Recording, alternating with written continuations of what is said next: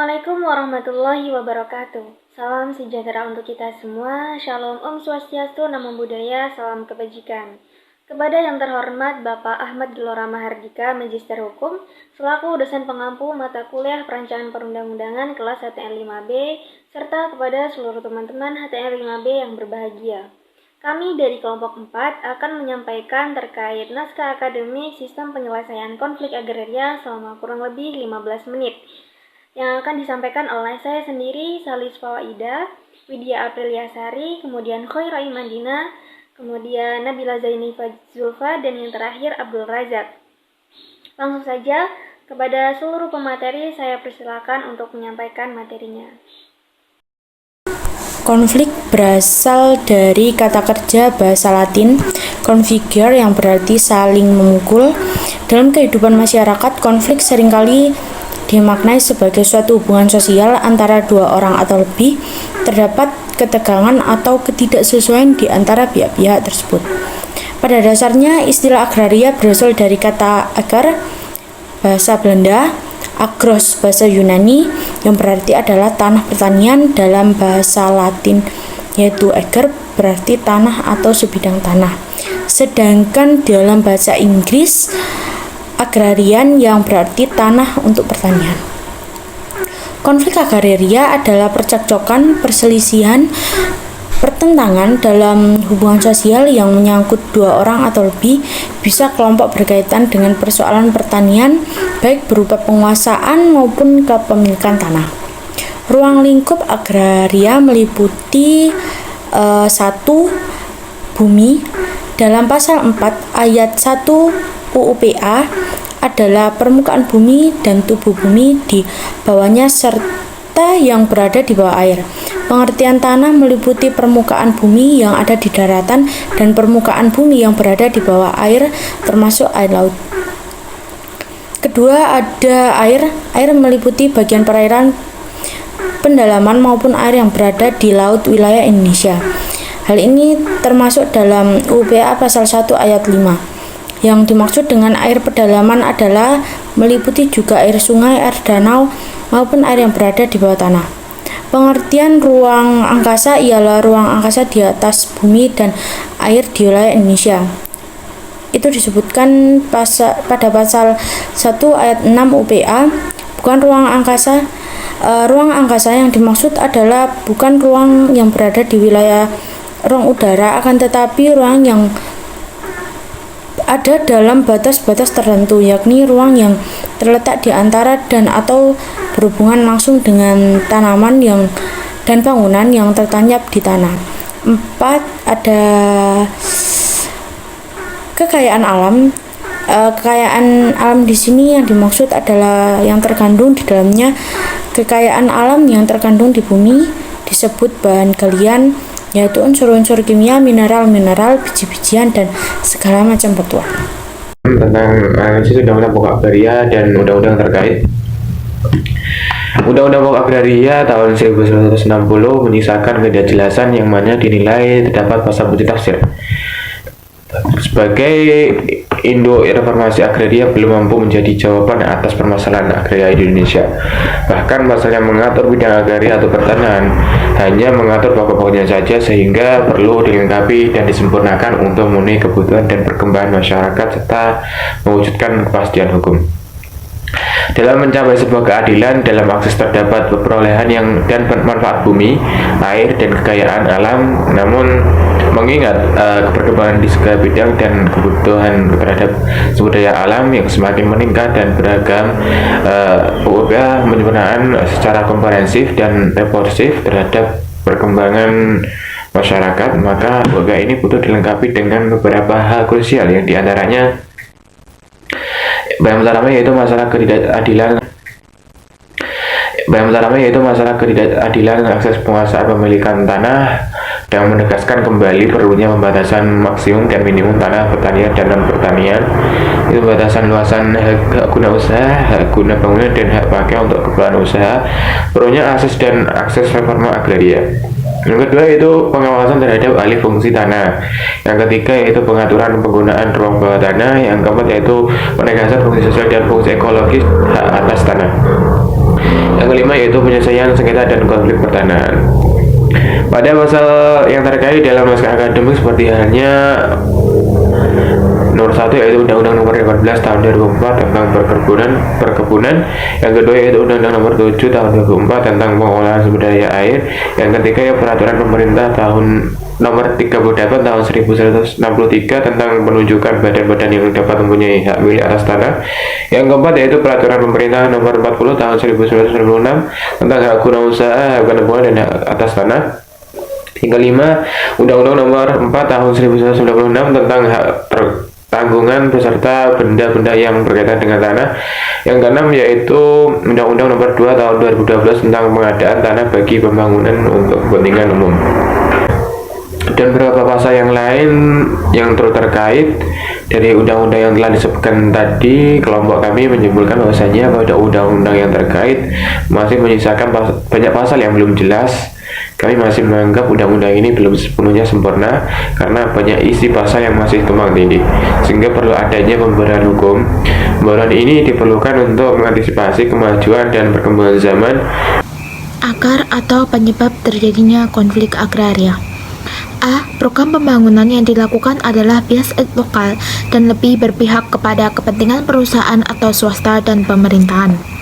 B. Adanya perbedaan kepentingan antara pemerintah dengan masyarakat menyangkut persoalan tanah, di mana pemerintah mengklaim bahwa tanah tersebut sebagai kawasan hutan lindung sehingga mengarahkan mereka untuk melakukan tindakan pengrusakan tanaman masyarakat, sedangkan masyarakat menganggap tanah yang dikelolanya sebagai tanah warisan.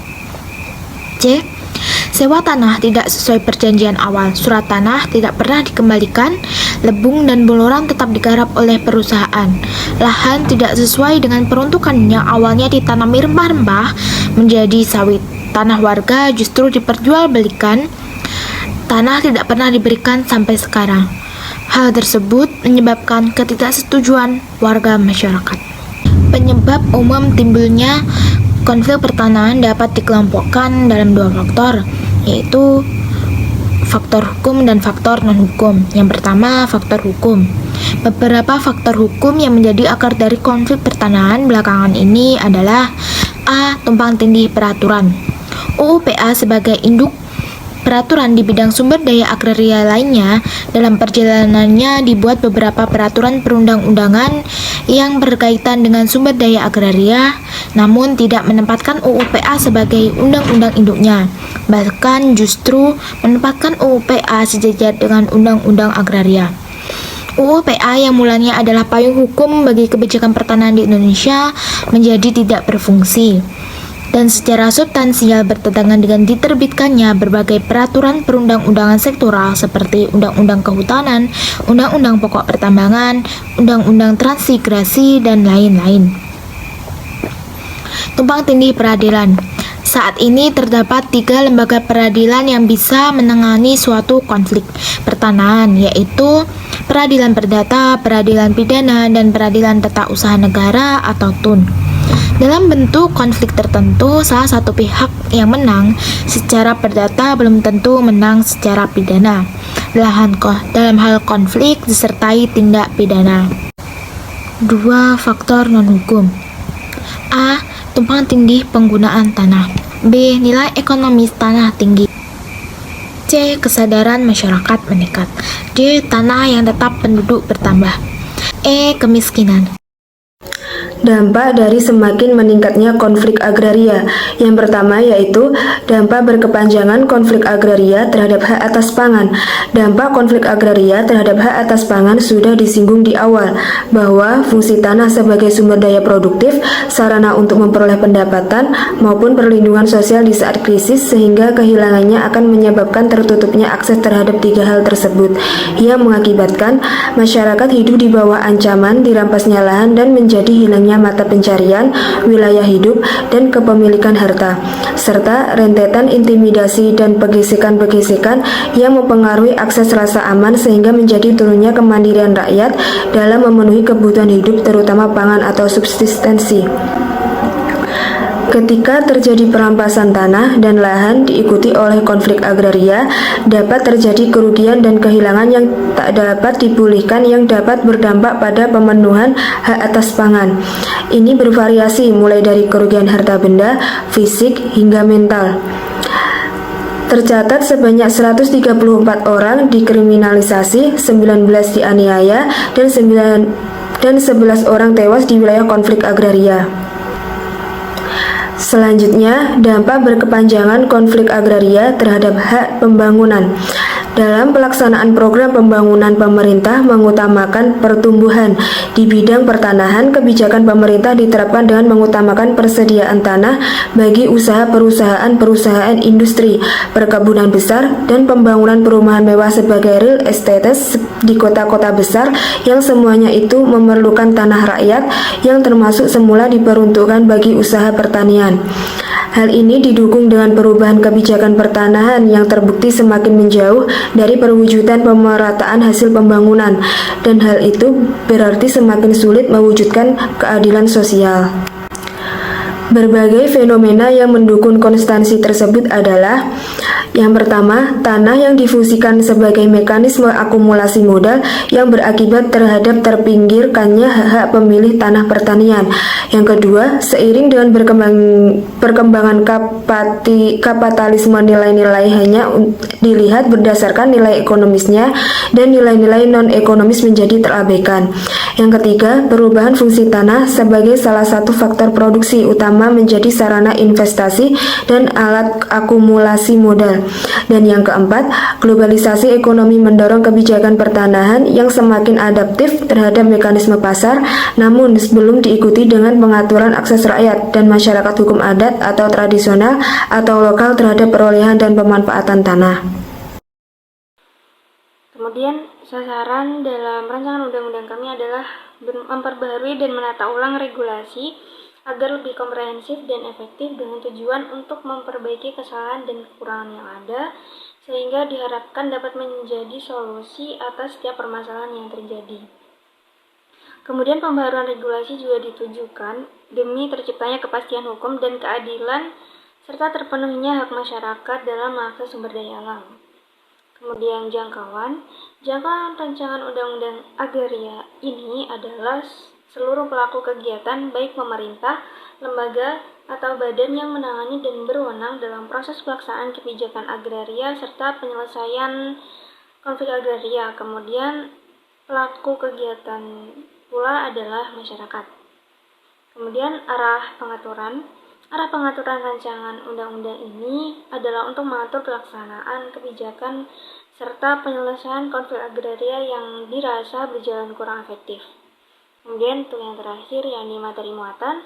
Materi muatan berisikan bab 1, yakni ketentuan umum, kemudian bab 2, asas, bab 3, perubahan pasal, yang mana perubahan yang kami lakukan adalah pada pasal 28 dan pasal 29, bab 4 berisi penanganan atau penyelesaian konflik, serta bab 5 yakni tentang penyeimbangan kepentingan dalam penyelesaian konflik. Itulah tadi materi yang telah disampaikan oleh kelompok kami. Semoga apa yang telah kami sampaikan dapat memberikan insight dan pengetahuan lebih sehingga dapat membantu teman-teman dalam mendalami terkait sistem penyelesaian konflik agraria.